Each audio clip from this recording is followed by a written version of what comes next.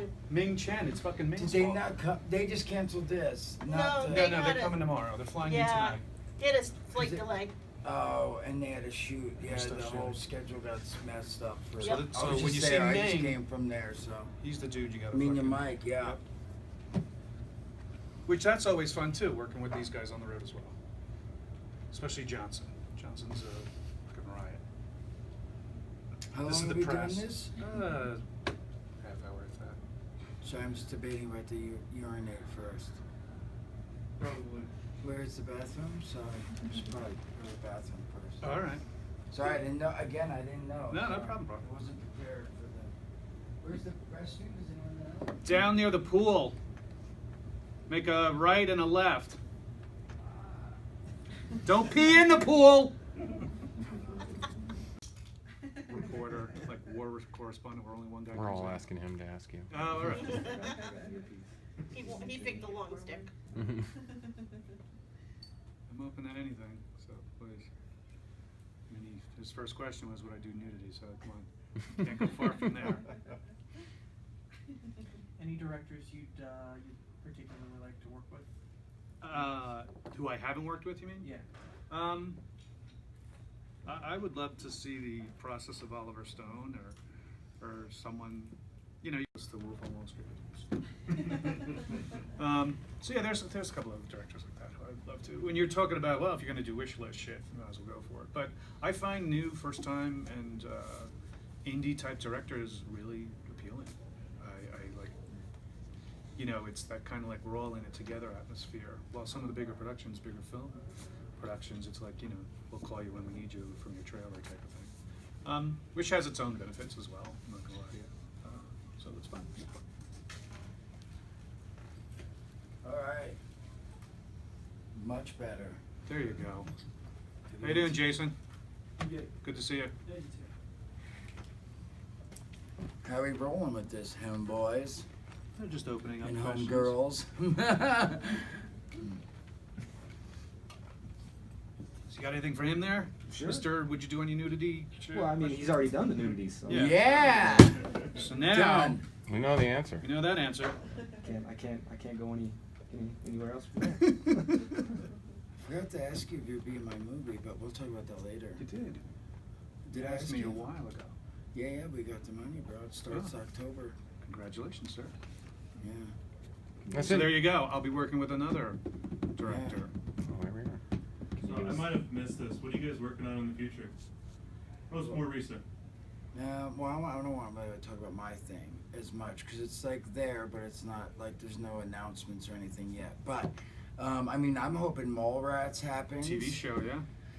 Moose Jaws is looking pretty good, and I'm sure Brian will be in that.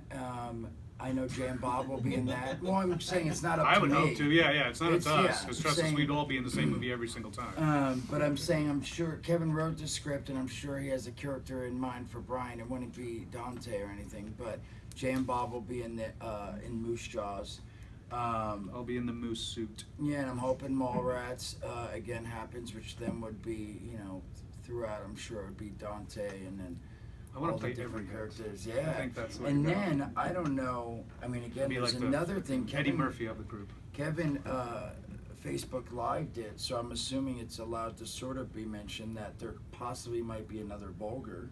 Oh yeah, no. Johnson's. You been already talking about- mentioned that. Yeah, sorry. no, I didn't. No, I didn't mention Late that to the this party. crowd. Oh. But in other interviews in other shows, yeah, Johnson and I have been talking about Yeah, that he quite a told bit. me actually. about it yesterday. He told me the part. Did he wants tell you me to what you- play. yeah. Oh, it sounds amazing. Yeah. So yeah, it looks like maybe Vulgar if Yeah. things all go smooth. Brian Johnson from Comic Book Man. I just came back from Comic Book Man. Did a few episodes on that for AMC. With your lovely daughter last season. Yeah, Logan came in on this one too real quick. Oh, She sweet. came to Jersey, so. And then yeah, I'm hoping to direct all goes as planned, and if it does, it's like 99% there. I'm gonna direct my own movie. That this guy and I came up with the idea. He wrote it though, and we've been going back and forth tweaking it and looking at locations and all that. So it's pretty far. It's pretty far ahead. It's just there's been a few hiccups, of course. So there's that, and then Kevin and I still do Jay and Bob Get Old, There's the comic conventions. I go to Australia in November for 10 days, do a couple conventions. I'm here now this weekend, which is awesome. Yeah, I'm just trying. I feel like there was something. Oh, Kevin and I do a show called What's in the Box with it's Screen on Junkies. Kiki. Yeah, with no, Screen Junkies. Yeah. Yeah, the Screen Junkies app from So and there's I know Kevin has a few other things. Excuse me, and I don't know. I'm not saying he's gonna throw me or Brian. I don't know. Not even myself. I don't know, but he's doing Buckaroo Banzai, which he's been talking about. I'm hoping he'll throw me in a little piece of that. So yeah, there's a bunch of stuff like that going down. Of course, there's always meetings and auditions and stuff for me in LA for TV stuff. I really want to do TV. That's sort of like, I really hope the Mallrats things happens because it would be the combo of getting to work on TV, which I really want to do, and working with Kevin. So, and playing, of course, a character I know sort of well, a little bit. No, not really. Actually, I'm not. I don't really watch a lot of comedy TV. I like shows. I mean, I watch almost everything, but comedy, and not because I don't like it. I'm just saying I really am into shows like. I don't know, I'm just trying to think of, so right now, like, every morning I wake up and I check the iTunes, because the new episodes come out, like, I've been really into Zoo. There's a show called Zoo that I really dig, The Last Ship, of course, it's not on now, but Arrow and Flash and all the, Marvel's S.H.I.E.L.D. I love, just trying to think of whatever other shows, there's a show called Motive, that I really like, and there's a show called Murder in the First. Bless you. So shows like that, I really like the Detective, CSI, Hawaii Five-0, Bones. Those are the type of shows I like, and I'd love to get on a show. I would like No, to it get just on- reminds me of like early on, like years ago, when we Murder, used to She talk Wrote. Murder She Wrote, Yeah. right? Yeah. Where you were just like, Murder She Wrote, bro. Yeah. No, I so watch that shows all like the that, time. I would love to get on something, more so something like that. I mean, even if it was, again, it would be fun to play something different, I think, for me. If it was You should whatever, a be on a new detective cop show. on Hawaii Five-0. I really like that show, Lucifer. I just saw that they're doing a season 2 of that, so that's cool. So I don't know. There's a ton of shows I watch. I watch Suits with my old lady, Game of Thrones. But yeah, anything like that. I don't watch a lot of comedy shows, believe it or not. Modern Family is like the only one that I really could That's a say good that one. I watch, If which you're is gonna do really it, good. it's But, awesome. Anyway, but yeah, I'm not saying I wouldn't do comedy. I'm just saying that those are the shows that I asked my agent to go out for. Like, been asking to try to get me on as guest spots for now, and then hopefully, a more reoccurring thing. I don't know if I'd want to be on a reoccurring on Flash or Arrow, and not because I love it. It's almost the opposite. It sounds weird, but I feel like I wouldn't enjoy sitting Knowing down that you're on, right? watching the Flash every week if I knew I had to look at my face, 10 minutes out of the 23-minute episode or whatever it is. I just wouldn't be able to dig it as much because I'd be like, oh, here I come on. I could have done better there. Oh, look at him getting a little fat in the butt. Whatever. So, but again, I would love to just do more guest spots. Like Kevin's doing, I think he's announced the other one, right? Super? Yeah. Yeah. Okay, so Super, because I know I mentioned it way back in the No, he- beginning. I knew, but I guess no He one talked knew about yet. it, yeah. So anyway, good. He talked about it. But yeah, I'm hoping that, I get lucky and they throw me in. Even if, again, like on The Flash, if it's something as simple as me coming out of like, the building and I'm just like, hey, what's up? What do you want to get? My bad guy or cat's good in the guy? tree. I would be either, again, I'd rather be, it'd be fun to be a bad guy, so that would be ideal, but, again, I'd be happy with just, like my Flash episode where it's a guy coming out of a restaurant and he's like, that's my mom's car. So again, that to me is really fun, because then I get to go on set and see all the set designs and stuff. Like the Flash was so much fun. Like I got to go down in, on the Arrow set, the Bandapur, however you say that. Yeah, that was awesome. I just got to meet Ra's al Ghul's daughter last convention in Colorado. No, we're in Colorado now. Damn, I've been all over. So I was I just was at a Connecticut and Terrific time. Chicago. Chicago, Yes. Wizard World. But yeah, so that was cool. She's very nice, very attractive. Very pretty. You're pretty, Brian. It's funny because that's like, yeah, we have a table and we have fans and stuff like that, but at the same time, it's the exact same thing. We're at the con going like, oh my god, look at her! Holy cow, look who's here! And it's interacting with them that geeks us out. I mean, I'm still a huge fucking raging nerd and geek, and every con I get to, I'm like, I meet someone else now. I'm like, holy crap, I can't believe I got to talk and meet so and so. So it's the same thing. Is there anyone you just kind of forgot how to talk when you met? Who I couldn't know how to talk? Yeah, you just couldn't respond to. Oh, I never James did. Earl Jones, but I saw him coming out of. I'd seen him in a play in New York, and he was coming out the stage door. And just in my head, it's just, you know, as a Star Wars, growing up as a Star Wars fan, in my head, it's like, Luke, I am your father, or things like that, or I want that girl, I want him alive, you know. But to me, I have to just go, oh, Mr. Jones, I'm a huge fan. You signed my playbill. But yeah, it's that type of thing where it's just like, just wanted him to force choke me. Mentioned about coming to Colorado for you. For me, no, I don't know. What do you mean? For what reason? Because it's cold, or because? Well, It's the getting recreational cold. Getting weed. recreational. Oh no, not at all. I didn't even think of that. Weed doesn't bother me. It's like I'm all for weed. I don't smoke weed, but I do think there's it's a big help. Like I think it should be legal everywhere. Because like I've had people who use it for nausea because Yep. they've had Chemo, cancer, right? AIDS, what have you. And I think I'm all for it. And I don't crave it, even though I liked weed back. It's been a long time since I smoked. It's not like the other drugs that you know that brings me down quick. Cause I don't know. When I used to smoke, I could smoke and be cool for 10 hours. If I do coke, I want to do it all day and night, and then I'm chasing it for the next day and the next day. Next thing, your pants are down for $10. I'm just kidding. But you know He what I'm means saying. your pants are Yeah. You know what I'm saying? I'm just saying that opiates and like speed and stuff like that is stuff that I can't Well, shit's put crazy down. now. I mean, I Yeah. was just watching CNN today. 88 people this week in Ohio, 25 in Indiana, or 18 in Indiana. There's some major strain of heroin going on where they've laced it with fucking elephant tranquilizer. Oh. So you're overdosing, thinking you're doing a Oh, normal there's dose. fentanyl, Yeah, fentanyl, fentanyl's yeah. in it, and then Yeah. boom, they're out. So. Between Yeah. that and the Shit's lockout crazy where now. people are eating each other. Yeah, shit's crazy now. Yes. You're better off with just some local low TLC or TCH, whatever Yeah. the fuck you call it, weed, and keep yourself cool. You know, fucking opiates, man, will fucking kill you. Mellow.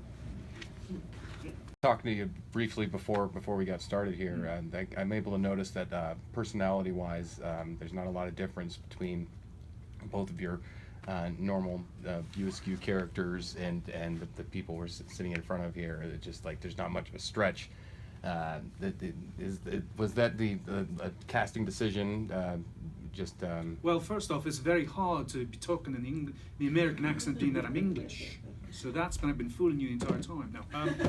No, it wasn't a stretch because Kevin wrote very easily how I could relate to the neighborhoods and the part of Jersey we grew up in. What he wrote was not far from people that we know and friends that we hang out with.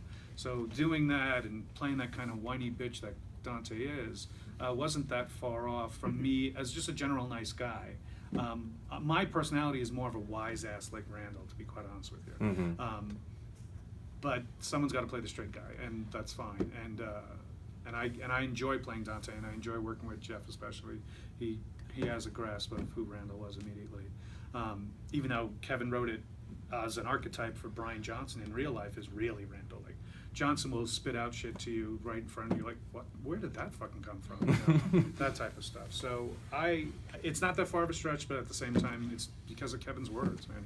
He knows how to write what we like to say.